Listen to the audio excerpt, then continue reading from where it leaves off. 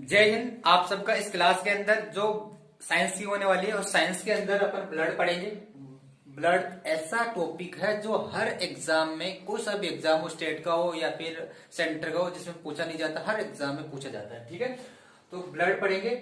इसके अध्ययन को बोलते हैं हिमेटोलॉजी। हिमेटोलॉजी बोलते हैं। जहां पे भी हिमो आता है या हिम आता है, वो क्या इंटरनेशनल वर्ड है जो ब्लड के लिए उपयोग में लेते हैं, और लॉजी उसका अध्ययन को बोलते हैं। तो हिमेटोलॉजी इसका अध्ययन होता है, अध्ययन को बोलते हैं। और निर्माण की प्रक्रिया, ब्लड के निर्माण की प्रक्रिया को बोलते हैं हिमोपोइसिस। किसी भी शब्द के पीछे यदि पोइसिस शब्द आ जाए, पोइसिस शब्द लगा हुआ हो, उसका मतलब आपको समझना है उसका क्या हो रहा है, निर्माण हो रहा है। तो हिमोपोइसिस, ठीक है, हिमोपोइसिस का मतलब क्या हो जाएगा, ब्लड का निर्माण की प्रक्रिया को हिमोपोइसिस कहते हैं। देखो उसके बाद में अपन देखते हैं ये क्या है। ब्लड क्या है, अर्ध ठोस संयोजी ऊतक है। अर्ध ठोस है, ना तो पूरी तरह से ठोस है, ना पूरी तरह से क्या है लिक्विड। अर्ध ठोस है, इसके अंदर क्या ठोस के भी गुण पाए जाते हैं, और क्या है ये लिक्विड के भी गुण पाए जाते हैं। और ये संयोजी ऊतक भी एक कनेक्टिंग टिश्यू है जो अपने पूरे शरीर को जोड़े रखता है। कनेक्टिंग टिश्यू है ब्लड। उसके बाद में कोलाइडी विलियन है। कोलाइडी विलियन का मतलब ये होता है, इसके अंदर क्या होता है, ठोस के गुण भी होते हैं, और क्या होते हैं, ठोस भी है और लिक्विड भी है। ठीक है, यदि इसको अपन चालेंगे तो उसको चालेंगे तो कुछ चीजें तो दर दर नीचे निकल जाएगा, चल जाएगा, और ऊपर कुछ चीजें कण कण जो भी ठोस पदार्थ होगा ऊपर ऊपर उसके रह जाएगा। तो इसी कारण इसको क्या बोलते हैं, कोलाइडी विलियन भी बोलते हैं। और इसका जो पीएच है, ब्लड का पीएच कितना होता है, 7.4 होता है। हल्का क्षारीय होता है, हल्का क्षारीय होता है। यदि 7 से ऊपर है तो वो क्षारीय होता है, और 7 से नीचे तो वो अम्लीय होता है। ठीक है, तो इसका क्या, 7 से ऊपर है तो ये हल्का क्षारीय, थोड़ा सा क्षारीय होता है। और एक बफर विलियन भी है। बफर विलियन का मतलब ये होता है कि वह विलियन जो अपने पीएच मान को क्या करता है, मेंटेन रखता है, ना तो उस पीएच को बढ़ने देता है ना पीएच को घटने देता है। जैसे जैसे अपन है, अपन अम्लीय चीजें भी खाते हैं जिसका पीएच मान 7 से कम होता है, और सारी चीजें भी खाते हैं जिसका पीएच मान 7 से ऊपर होता है। तो वो चीजें अपने ब्लड के अंदर घुलती है।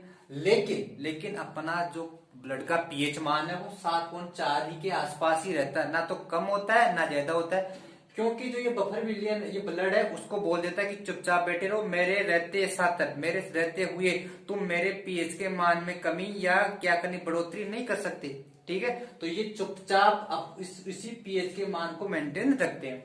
उसके बाद हम देखो मात्रा। इसी मात्रा कितनी क्वांटिटी में होता है ब्लड, मेल के अंदर लगभग 6 लीटर ब्लड होता है, और फीमेल के अंदर लगभग 5.5 लीटर के आसपास ब्लड होता है। ठीक है, तो फीमेल में मेल की अपेक्षा आधा लीटर कम होता है। कुछ लोग बोलते हैं कि जो फीमेल्स होती है वो अपने कमी की वजह से अपने पति का खून चूसती रहती है, लेकिन ये साइंटिफिक तरीके से गलत है। और देखो ये भार में है ना, भार यदि भार की तरफ वेट के अकॉर्डिंग देखे तो ये लगभग 7 से 10-11% के आसपास भार का ब्लड होता है। ठीक है, जिसका जैसे मान लो किसी भी व्यक्ति के अंदर 50 किलो का वो व्यक्ति है, तो उसका 7 से 11%, जैसे 7% कितना हो, 3.5 लीटर, 3.5 लीटर, और 11% लगभग कितना हो जाएगा उसका, 5.5 के आसपास। तो इसी के आसपास ये रहता है। और देखो ब्लड के कुछ कार्य, इसके क्या वर्क होते हैं ब्लड के। तो देखो पोषक पदार्थों का परिवहन करता है। पोषक पदार्थों का परिवहन का मतलब ये है कि जैसे अपन कुछ जो भी चीजें खाते हैं वो डाइजेशन होती है, डाइजेशन होने के बाद उसका एब्जॉर्प्शन होता है, तो वो क्या करते हैं, ब्लड में घुल जाती है। ब्लड में घुल जाने के बाद में क्या करते हैं, वो पूरा ब्लड पूरे शरीर के अंदर फैलता है, तो उसका क्या कर देता है, पूरी तरह से उस पोषक पदार्थों को क्या कर देता है, हर अंगों तक उसको पहुंचा देता है। ये काम भी ब्लड का ही होता है। और जो भी हार्मोन्स होते हैं उन हार्मोन्सों को भी क्या ब्लड ही चारों तरफ अपने बॉडी में जहां उसकी रिक्वायरमेंट होती है वहां पर उसको पहुंचा देता है। उसके बाद में गैसों का परिवहन भी करता है। गैसों का परिवहन भी करता है, जैसे अपन ऑक्सीजन लेते हैं, ऑक्सीजन भी क्या करता है, ऑक्सीजन फेफड़ों में चले जाती है, फेफड़ों में अवशोषित हो जाती है। उसके बाद में ब्लड उसको हर अंगों तक उस ऑक्सीजन को पहुंचा देता है, और उसके बाद में CO2 को हर अंगों से लेके भी आ जाता है। ठीक है, और ताप का नियंत्रण भी ब्लड ही करता है, ताप का नियंत्रण भी ब्लड करता है। उसके बाद में कुछ चीजें और देख लेते हैं। देखो ब्लड का निर्माण, ब्लड के निर्माण के बारे में देख लेते हैं। ब्लड का निर्माण एडल्ट के अंदर अलग जगह होता है, और भ्रूण जो होता है छोटे बच्चों के अंदर, छोटा जो भ्रूण होता है उसके अंदर अलग जगह होता है। तो देखो एडल्ट के अंदर, वेस्ट के अंदर कहाँ पे होता है, बोन मेरो में होता है, अस्थि मज्जा में होता है बोन मेरो। बोन मेरो कहाँ होती है, जो अपनी हड्डियां होती है ना, हड्डियों के अंदर हड्डियों के बीच का जो पार्ट होता है उसको बोलते हैं बोन मेरो। तो वहां पे अपने एडल्ट के अंदर वहां पे इसका निर्माण होता है। और जो भ्रूण होता है, जो माँ के पेट के अंदर होता है उसके अंदर कहाँ पे होता है, लीवर में होता है, क्योंकि उसकी जो बोन मैरो अभी तक विकसित नहीं हुए होते हैं, तो वहां पे क्या उसका उसका लीवर के अंदर होता है। तो अपन को यहाँ पे याद रखना। वैसे तो इसके अंदर एक चीज और होती है, जो भ्रूण का जो स्टार्टिंग पीरियड होता है उसमें ब्लड का निर्माण पित्तक में होता है, लेकिन वो अपने एग्जाम में पूछा नहीं जाता, तो अपन को यही याद रखना कि भ्रूण में लीवर में ही होता है।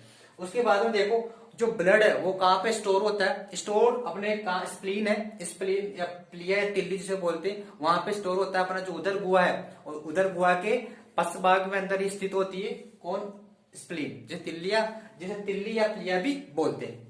उसके बाद देखो कब्र, वैसे तो इस स्प्लीन को क्या बोलते हैं, ब्लड बैंक भी बोलते हैं, यहीं पर अपना ब्लड स्टोर होता है, इसके लिए इसको ब्लड बैंक बोलते हैं, ठीक है। और इसको कब्रिस्तान भी बोलते हैं, अपने इसको कब्रिस्तान भी बोलते हैं, ग्रेवयार्ड भी बोलते हैं, क्योंकि जब भी ब्लड, जैसे आरबीसी है, जब भी आरबीसी का जीवन काल समाप्त हो जाता है तो वो ब्लड उसको कहाँ पे जाके स्टोर हो जाता है, वो कहाँ पे होता है, इसी में स्प्लीन में ही जाके स्टोर हो जाता है, तो इसलिए इसको कब्रिस्तान भी बोलते हैं। मलेरिया के रोग के अंदर स्प्लीन का आकार बढ़ जाता है, वो अपन देखेंगे, क्योंकि मलेरिया के अंदर आरबीसी ज्यादा खत्म होते हैं, तो वो वहां पे जाके स्टोर होंगे, स्प्लीन में स्टोर होंगे। तो देखो ये अपन चीजें पढ़ चुके, हर चीज आपके लिए इंपॉर्टेंट है, तो वीडियो को मिस मत कीजिएगा। अब इसका आप स्क्रीनशॉट ले लीजिए, अपन इसको और अपन इसको ब्लड को वर्गीकरण करेंगे कि प्लाज्मा और जो भी कणिकाएं होती है उसको वर्गीकरण करके और अपन आगे पढ़ने वाले हैं। इसका स्क्रीनशॉट ले लीजिए। देखो अपन अब पढ़ लेते हैं, ब्लड का वर्गीकरण पढ़ लेते हैं। तो ब्लड का वर्गीकरण दो भागों में इसका वर्गीकरण करते हैं, प्लाज्मा और रक्त कणिकाओं में इसका अपन क्या कर लेंगे, वर्गीकरण कर लेंगे। तो प्लाज्मा अपना होता है, टोटल ब्लड का कितना होता है, प्लाज्मा टोटल ब्लड का 55% प्लाज्मा होता है, और 45% इसकी क्या होती है, रक्त कणिकाएं होती है। जो प्लाज्मा है इसका जो रंग होता है, प्लाज्मा का रंग कैसा होता है, हल्का पीला होता है, हल्का पीला प्लाज्मा का रंग होता है। यदि प्लाज्मा को यदि आप ब्लड से निकालो तो इसका रंग हल्का पीला हो, और इस प्लाज्मा में जो वाटर होता है, जो जल होता है, ये टोटल प्लाज्मा का कितना 90 से 92% जल होता है, ठीक है। यदि किसी व्यक्ति के अंदर यदि 10 किलो ब्लड है, 10 लीटर ब्लड है, तो 5.5 लीटर प्लाज्मा होगा, उस 5.5 लीटर के अंदर कितना, उसका 90 से 92% उसमें क्या होगा, जल होगा। और इसमें कुछ प्रोटीन्स भी होती है, तो प्रोटीन्स का जो परसेंटेज होता है वो 6 से 8% प्रोटीन्स होती है, 6 से 8% प्रोटीन्स होती है, और बच गए जो अब बच गए वो क्या होगी, यूरिया और कोलेस्ट्रॉल और ग्लूकोज होती है, ठीक है। तो प्रोटीन्स के बारे में अपन कुछ चीजें देख लेते हैं। प्रोटीन्स में देखो क्या, एल्बुमिन, 3 प्रोटीन्स पाई जाती है मुख्यतः ब्लड के अंदर, तो एल्बुमिन, ग्लोबुमिन और फाइब्रिनोजन, 3 प्रोटीन्स अपने इसमें पाई जाती है ब्लड के अंदर, ब्लड के भी प्लाज्मा के पार्ट में ये पाई जाती है। तो देखो एल्बुमिन जो है, एल्बुमिन जो है रक्त में सर्वाधिक मात्रा में पाई जाती है, तीनों के अंदर सबसे ज्यादा एल्बुमिन होती है, प्रोटीन, एल्बुमिन प्रोटीन होती है ब्लड के अंदर। और इसका जो काम है वो परासरण जो क्रियाएं होती है, जो परासरण ब्लड के अंदर जो परासरण क्रियाएं होती है उसका नियमन करती है कौन, एल्बुमिन। उसके बाद में देख लेते ग्लोबुमिन के बारे में देख लेते। जो ग्लोबुमिन है वो अपने प्रतिरक्षा तंत्र का विकास करती है, जो अपने इम्यूनिटी सिस्टम है उसको विकसित करती है कौन, ये ग्लोबुमिन, ठीक है। ग्लोबुमिन अपने प्रतिरक्षा तंत्र को विकसित करती है। और एक फाइब्रिनोजन है, फाइब्रिनोजन वैसे तो अपने ब्लड के अंदर इनएक्टिव फॉर्म में रहती है, सक्रिय नहीं रहती है, लेकिन जब भी अपने शरीर का कोई एक्सीडेंट हो जाता है या फिर कहीं शरीर का कोई अंग कट जाता है, तब ये सक्रिय होकर अपने ब्लड का क्या कर लेती है, थक्का जमा देती है, ठीक है। वैसे सक्रिय नहीं रहती है ब्लड के अंदर, लेकिन जब किसी व्यक्ति का एक्सीडेंट हो जाए या फिर कोई अंग कट जाए तब ब्लड निकलता है, तब ये सक्रिय होती है और उसका थक्का बनाने में सहयोग करती है। और तीनों जो प्रोटीन्स है उनका निर्माण, उनका संश्लेषण कहाँ पे होता है, लीवर के अंदर, इन तीनों का संश्लेषण होता है, ठीक है। इसी बात अपन समझ चुके हैं। अब देखो उसके बाद में रक्त कणिकाओं में क्या होती है, ये भी 3 भागों में विभक्त रहती है, आरबीसी, डब्ल्यूबीसी और platelets. RBC red blood cells और व्हाइट ब्लड सेल, और प्लेटलेट्स ये लाल रक्त कणिकाएं और श्वेत रक्त कणिकाएं होती है। तो अब इन तीनों के बारे में, क्योंकि प्लाज्मा के बारे में तो अपन पढ़ चुके, वैसे प्लाज्मा थेरेपी भी होती है। प्लाज्मा थेरेपी जो कोरोना की पहली वेव आई थी उस टाइम ये काफी पॉपुलर हुई थी, कि जो भी कोई बंदा ठीक हो जाता था तो उसके शरीर के अंदर, उसके ब्लड के अंदर एंटीबॉडी का विकास हो चुका होता है। तो एंटीबॉडी का विकास हो चुका होता है, तब किसी दूसरे व्यक्ति में यदि कोरोना हो गया तो उसका प्लाज्मा निकाल के, जो ठीक हो चुका है उसका प्लाज्मा क्या कर देते हैं, उस व्यक्ति के अंदर डोनेट कर देते हैं, तो वो व्यक्ति भी काफी जल्दी सही हो जाता है, ठीक है। और प्लाज्मा निकालने का तरीका यही होता है, जो ब्लड होता है उसके अंदर मशीन आती है, उसको घुमा देते हैं ब्लड को, तो ब्लड को घुमा देते हैं। ये तो कणिकाएं होती है, तो ये नीचे बैठ जाती है तीनों, आरबीसी, डब्ल्यूबीसी और प्लेटलेट्स, तो तीनों क्या क्या नीचे बैठ जाएगी। और जो प्लाज्मा प्लाज्मा है वो क्या हो जाएगा, ऊपर रह जाएगा, जो हल्का पीला होता है, इसको निकालकर उस व्यक्ति को डोनेट कर देते हैं। और जिसने दिया है, जिस व्यक्ति ने दिया है, उसको आरबीसी, डब्ल्यूबीसी और प्लेटलेट्स वापस चढ़ा देंगे, तो उसको कमजोरी भी नहीं होगी, और जो बंदा कोरोना से संक्रमित हुआ है वो भी सही हो जाएगा। ठीक है, तो अपन अब पढ़ लेते हैं आरबीसी के बारे में अच्छी तरह से। अब इसका आप स्क्रीनशॉट ले लो। देखो अब आप आरबीसी देख लेते हैं। आरबीसी के बारे में अपन अब देखो, आरबीसी आरबीसी लाल रक्त कणिकाएं बोलते हैं, और इसका टेक्निकल नाम होता है एरिथ्रोसाइट। इसका टेक्निकल नाम क्या होता है, एरिथ्रोसाइट होता है। और जो ये आरबीसी होती है, इसका जो परिपक्वन होता है, वो परिपक्वन मतलब जो मेच्योर होती है वो किस वजह से होती है, विटामिन बी12 और फोलिक अम्ल की वजह से ये परिपक्व होती है आरबीसी। और आरबीसी के बारे में आप देखो, इसका निर्माण, आरबीसी का जो निर्माण है वो उसको बोलते हैं अपन क्या, इरिथ्रोपोइसिस, क्योंकि इसका आरबीसी का टेक्निकल नाम क्या, इरिथ्रोसाइट होता है, इरिथ्रोसाइट होता है। और वैसे इरिथ्रो और पोइसिस, जिस भी शब्द के पीछे पोइसिस लग जाता है उसका निर्माण होना होता है, तो इसका निर्माण को बोलेंगे इरिथ्रोपोइसिस बोलेंगे। ठीक है, और देखो इसकी ये आरबीसी है, इसमें कितनी आरबीसी होती है, तो इसमें 50 लाख के आसपास आरबीसी होती है। 50 लाख का मतलब कितना हो गया, 5 मिलियन, 5 मिलियन के आसपास आरबीसी होती है। लाल रक्त कणिकाएं होती है, ये देखो कितनी, ये घन क्यूब में होती है। ठीक है, एमएम क्यूब में, एक घन क्यूब का ब्लड निकाल के देखें तो उसमें आरबीसी कितनी हो जाएगी, 5 लाख के आसपास आरबीसी होती है। और इसका जो जीवन काल होता है, आरबीसी का जो जीवन काल होता है, टाइम पीरियड होता है, वो कितना होता है, 120 दिन के आसपास इसका जीवन काल होता है। और 120 दिन के बाद में क्या हो जाती है, मर जाती है। ठीक है, इसकी जीवन लीला समाप्त हो जाती है 120 दिन के बाद में।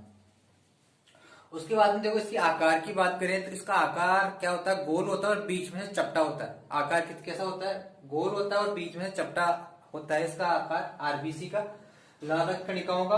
और ये जो होती है ना, ये आरबीसी, ये जो अपना तीनों 45% थी, क्योंकि प्लाज्मा कितना 55% था, और डब्ल्यूबीसी, आरबीसी और प्लेटलेट्स कितनी थी, 45%। तो इस 45% ब्लड के 45% का 95% कितनी होती, क्या होती है, ये आरबीसी होती है। ठीक है, आरबीसी होती है। अपन देखेंगे आरबीसी और डब्ल्यूबीसी का जो रेशो देखेंगे वो कितना होता है, 600:1 होता है।